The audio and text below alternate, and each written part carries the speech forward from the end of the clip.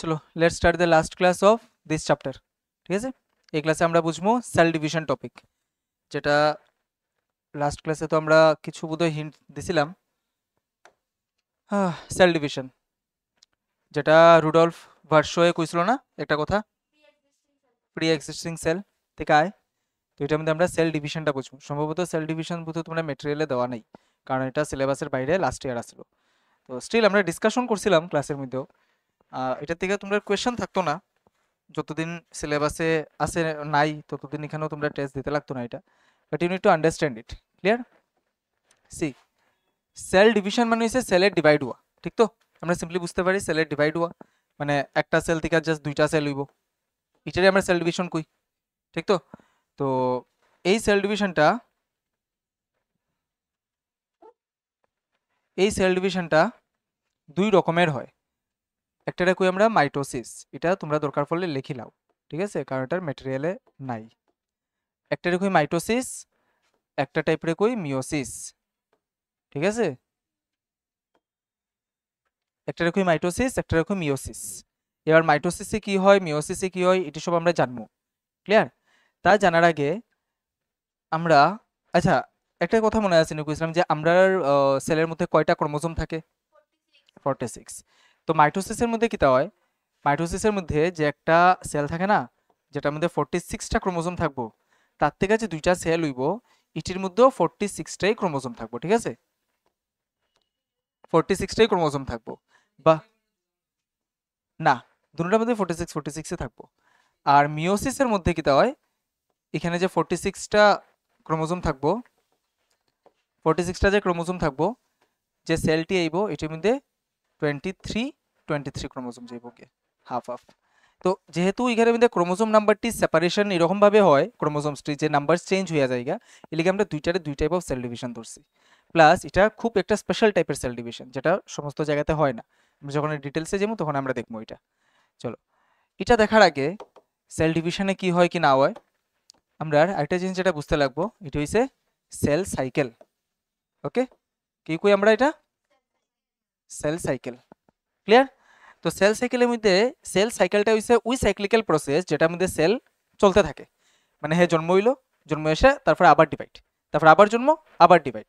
তো ওই যে জিনিসটা হয়, এটা সাইক্লিক্যাল প্রসেসে চলতে থাকে। কিতা হয়, সবচেয়ে প্রথম আমরা কই একটা সেল যখন ডিভাইড কইরা, এই দেখো এটা সেল ডিভিশন হইলো, তো সেল ডিভিশন হয়ে আসিরা একটার থেকে দুইটা সেল হয়ে গেল। ঠিক আছে, এবার এই দুটা সেল কিতা করব, গ্রো করব। ঠিক আছে, গ্রোথ করব, যেটা আমরা কই হুম মাদার সেল তো যেটার থেকে ডিভাইড করে। ঠিক আছে, আর যেটি হয় ডিভাইড হয়ে আসে এটা আমরা কই ডটার সেলস। ক্লিয়ার? আচ্ছা, তো ডিভাইড করার পরে যে প্রথম সে ফেজটাতে ক্রস করে, এটা হচ্ছে সেল গ্রোথ ফেজ। কারণ নতুন নতুন ডিভাইড হয়েছে, এটা গ্রো করব এবার। ঠিক আছে, তার সাইজ গ্রো করব, তার ভিতরের যে সেল অর্গানেলস আছে এটি গ্রো করব। এরপরে ফেজটা, এটা হচ্ছে সেকেন্ড ফেজ, এটাকে কই আমরা সিনথেসিস ফেজ। এই সিনথেসিস ফেজের মধ্যে ডিএনএ গুলো রেপ্লিকেশন হয়। এবার ডিএনএ রেপ্লিকেশন কিতা হয় কিতা না হয়, এটা আমরা সেল ডিভিশনে না জবাব দিয়ে বুঝতাম না। ঠিক আছে, আচ্ছা, ডিএনএ রেপ্লিকেশন মানে ডুপ্লিকেশন, জেরক্সকপি হওয়া আর কি। ডিএনএর আরেকটা জেরক্সকপি হইব। ঠিক আছে, এরপরে কি আমরা সেকেন্ড গ্রোথ ফেজ। এই সেকেন্ড গ্রোথ ফেজে কি হইব, প্রিপারেশন ফর মাইটোসিস এগেইন, মানে হে আবার প্রিপেয়ার হয়ে যাব আবার ডিভিশন করার লেগা। তো এরপরে হে সেল ডিভিশন এই ফেজে যাইব, যে ফেজটারে আমরা অ্যাকচুয়ালি পড়মু এবার। ঠিক আছে, এটা মাইটোটিক ফেজ কই বা ডিভিশন ফেজ কই, এই ফেজের মধ্যে মিওসিসও থাকে। ক্লিয়ার? মিওসিসও যে সেল ডিভিশন করে, এই সেলটাও এই সমস্ত ফেজ দিয়ে আয়, তারপরে ডিভাইড করে। তো আমরা জাস্ট এই পোর্শনটা পড়মু, এই পোর্শনটা। বাকি ক্লাস 11-এ তোমরা এই তিনটা পোর্শন পড়বাই যদি বায়োসায়েন্স নাও। ক্লিয়ার? চলো, তো আমরা আবার সেল ডিভিশনে যাই। এবার সেল ডিভিশনে যে আমরা পাইছি না মাইটোসিস এন্ড মিওসিস, তো যে কোনো একটা বুঝলে অ্যাকচুয়ালি আমরা রইব, কারণ ডিফারেন্সটা শুধু একটা জায়গাতে থাকে। তো আগে আমরা বেসিক স্ট্রাকচারটা বুঝিলাই কিতা আছে। তো মাইটোসিস যদি আমরা কনসিডার করি যে এটার আমরা আগে বুঝবো, তো মাইটোসিসটাই বুঝি। ধরো মাইটোসিসের মধ্যে স্টেজেস কিতা কিতা হয়, একটারে কই, যেমন আমি প্রথমে কিতা করি যে আগে থিওরি পার্টটা পড়াইলেই, এরপর আমরা এটার মধ্যে দেখি কিতা কিতা হয়। প্রথম স্টেপের নাম হইছে প্রোফেজ, সেকেন্ড স্টেপের নাম হইছে মেটাফেজ, আমি বারবার কইরাম লেখলে লিখিলাও। ঠিক আছে, থার্ড ফেজের নাম হইছে অ্যানাফেজ। ক্লিয়ার? অ্যানাফেজ। ফোর্থ ফেজের নাম হইছে টেলোফেজ। এহে, এটা কিতা ইরেজার সবসময় আয় না কিতার লিগে আমার দীপ স্যারের তো বহুত তাড়াতাড়ি এই যায়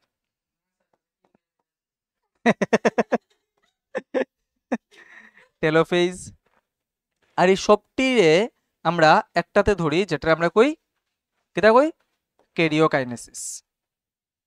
কি কই কাইনেসিস, কি কই ক্যারিওকাইনেসিস। আর এরপরে আরেকটা স্টেপ হয় যেটা আমরা কই সাইটোকাইনেসিস।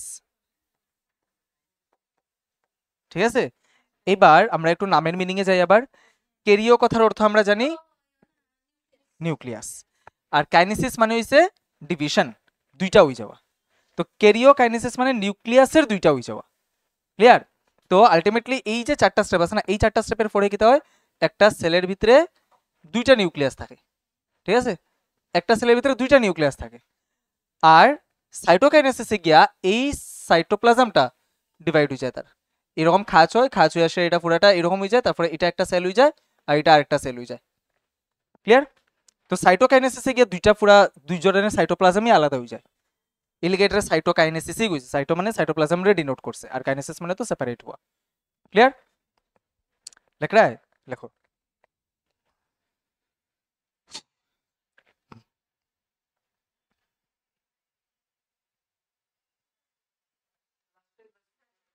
লাস্টে বলতে এটা সাইটোকাইনেসিস, সিওয়াইটিও, সাইটোকাইনেসিস।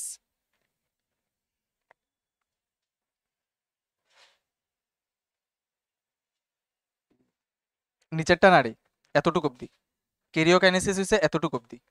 এই যে এটা হইছে ক্যারিওকাইনেসিস, নিচেরটা আলাদা সাইটোকাইনেসিস। দুইটা মিলাইয়া একটা সেল ডিভাইড করে। ঠিক আছে,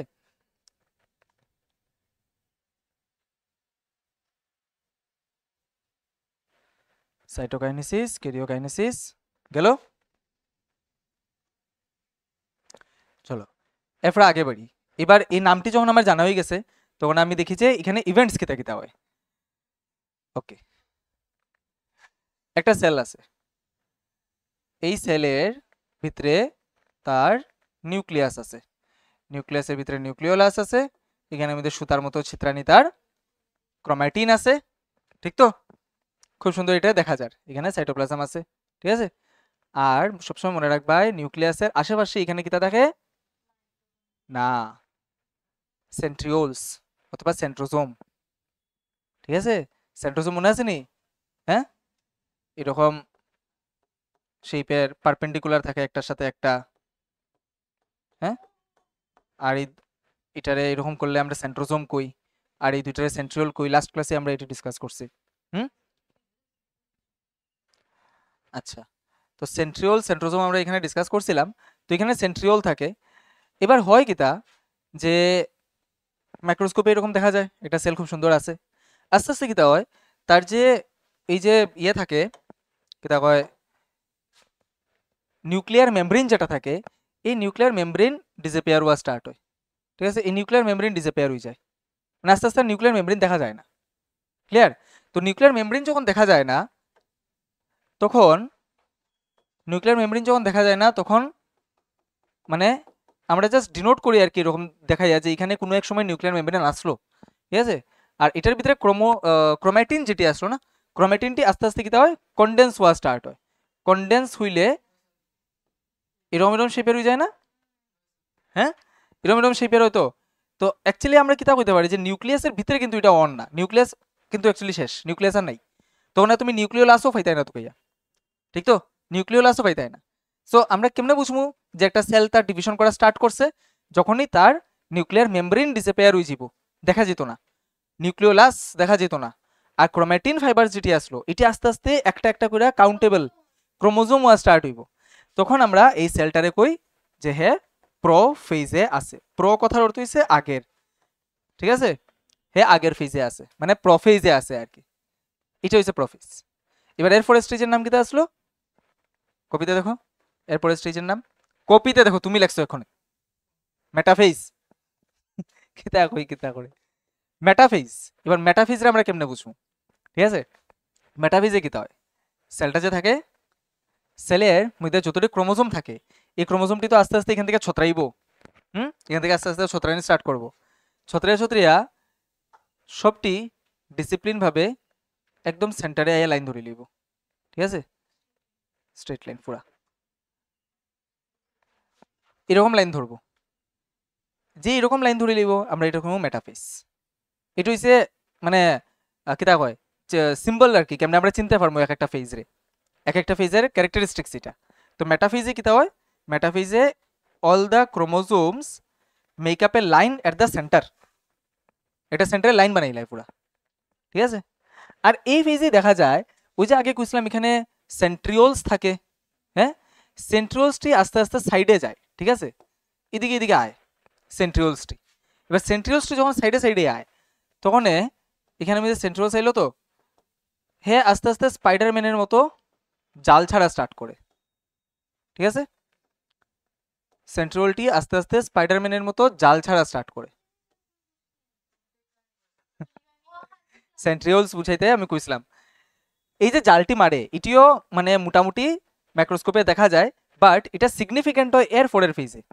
এক্ষণে এটার কোনো ফাংশন নাই এখানে, এর পরের ফেজে গিয়ে এটা সিগনিফিক্যান্ট হয়, মানে বোঝা যায় যে এটি কিতার লিগে আইছে।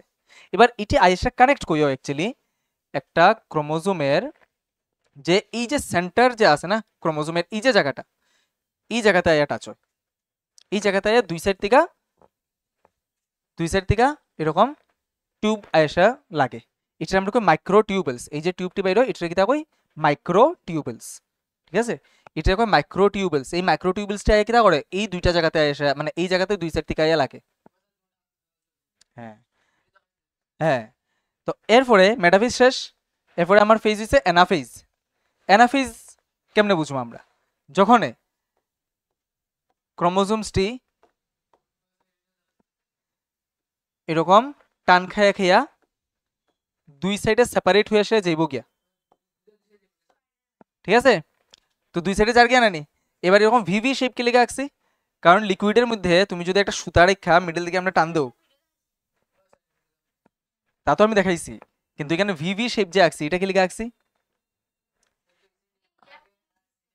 আরে একটা জলের মধ্যে যদি তুমি সুতারে রাখো রেখে যদি সেন্টার ধরে আপনি টান মারো তো ভি শেপ বুঝিব না নি। দ্যাট ইজ দ্য থিং না, সাইটোপ্লাজমের মধ্যে ভাসের এটি।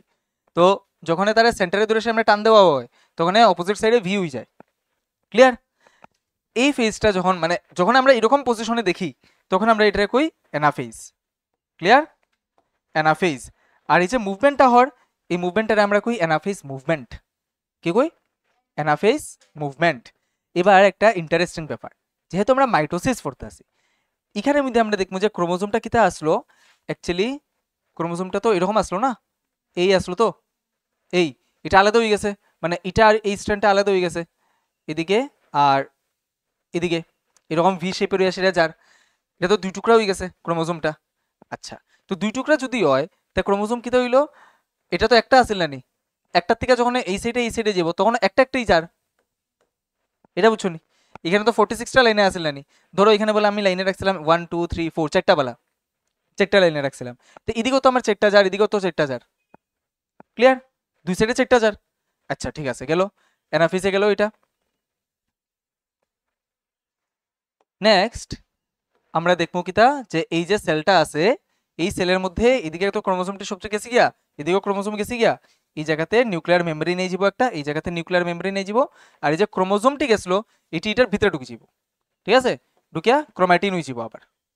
ঠিক আছে, ঢুকিয়া আবার ক্রোমাটিন হয়ে যাব। ক্লিয়ার, ঢুকে সে আবার ক্রোমাটিন হয়ে যাব।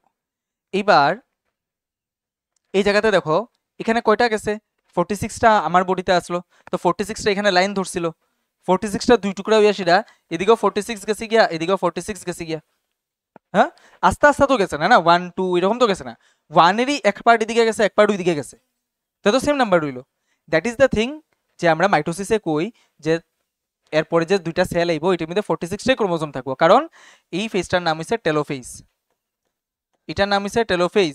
টেলোফেজ শেষ মানে ক্যারিওকাইনেসিস শেষ, নিউক্লিয়াসের ডিভিশন হয়ে গেছে, ডান।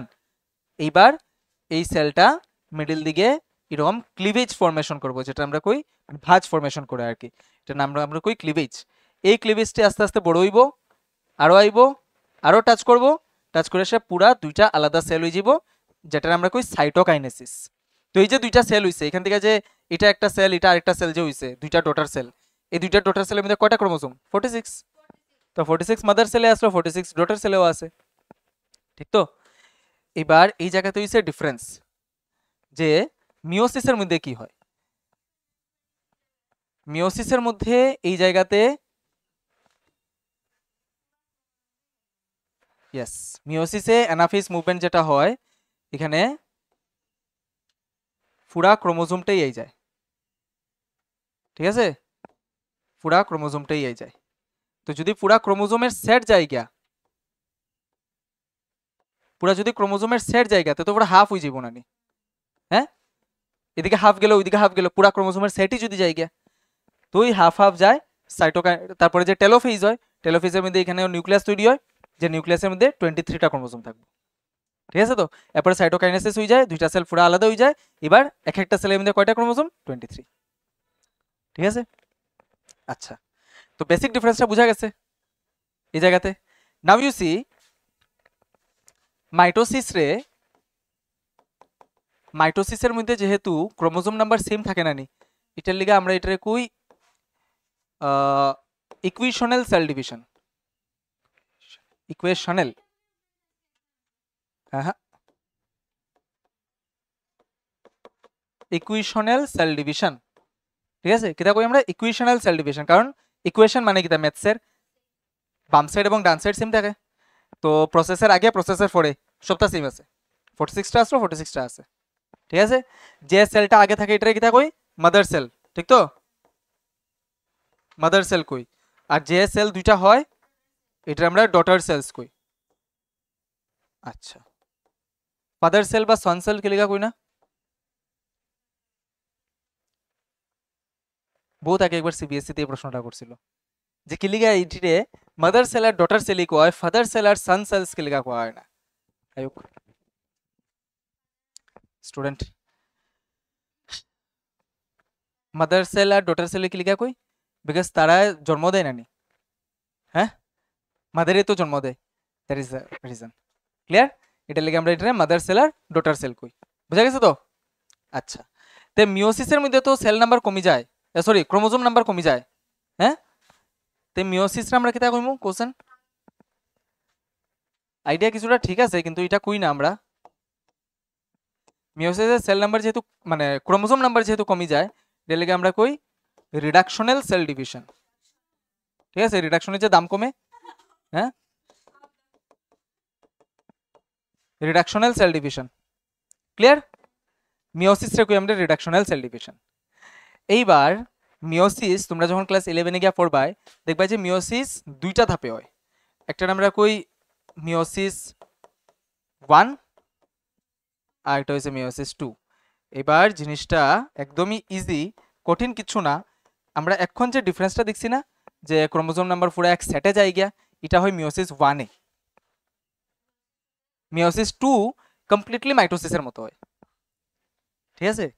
তো মিওসিস 1-এর মধ্যে, মিওসিস মিওসিস 1-এর মধ্যে কিতা হয় অ্যাকচুয়ালি? মিওসিস 1-এর মধ্যে ওই যে একটা সেল থাকে 46 ক্রোমোজোম দিয়া ধরিলাও, এটা 23 বেলা ওই যায়, ঠিক আছে, 23 বেলা হয়।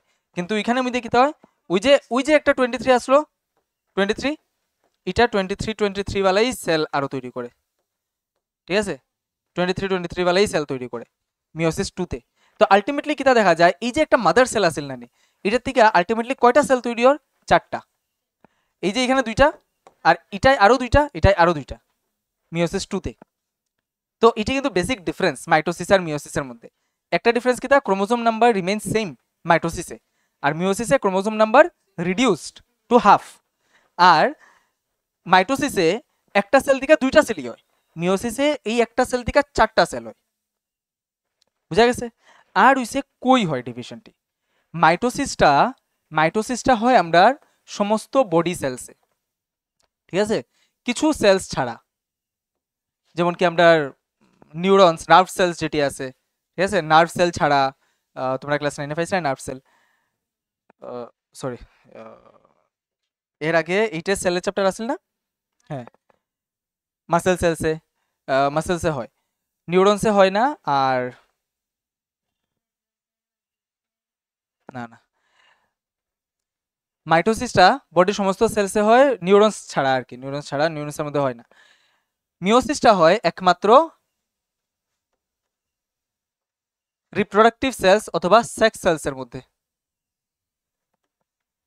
এখানে শুধু হয় মিওসিসটা, যখন গ্যামেট ফর্মেশন হয়, ক্লাস 8 তোমরা পাইছিলাই, ঠিক আছে না? সেক্সুয়াল রিপ্রোডাকশনে যখন মেল এবং ফিমেল বডিতে গ্যামেটস তৈরি হয়, তখন শুধুমাত্র মিওসিস সেল ডিভিশনটা হয় ওই গ্যামেট তৈরিতে।